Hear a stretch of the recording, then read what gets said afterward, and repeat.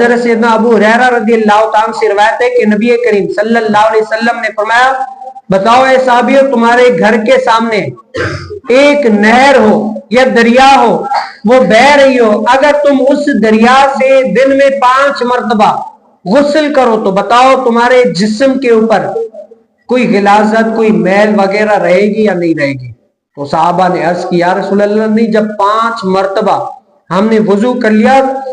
غسل کر لیا تو اس کے بعد تو کوئی میل وغیرہ رہے گی نہیں۔ تو حضور علیہ السلام نے فرمایا یہی مثال ان 5 وقتہ نمازوں کی ہے، اگر تم 5 وقتوں کے لیے 5 مرتبہ وضو کرتے ہو نا تو کوئی بھی میل تمہارے جسم کے اوپر نہ ظاہر میں نہ باطن میں کوئی نہیں رہے گی۔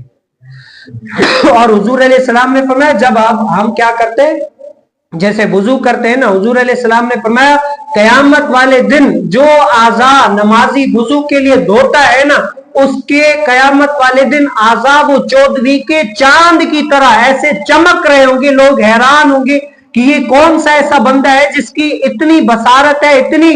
اللہ تعالیٰ نے اس کے اوپر رحم و کرم کیا ہے۔ تو آواز دے گے کہ یہ وہ بندے ہیں جو دن میں 5 مرتبہ فرض نماز کے لیے وضو کیا کرتے تھے۔ آپ سوچ لیں وہ وقت کیسا نفسا نفسی کا ہوگا، اس نفسا نفسی کے دور میں اللہ کا کرم اس کے اوپر ایسا ہوگا کہ اس کے اعضاء ایسے روشن ہوں گے کہ لوگ حیران ہو جائیں گے۔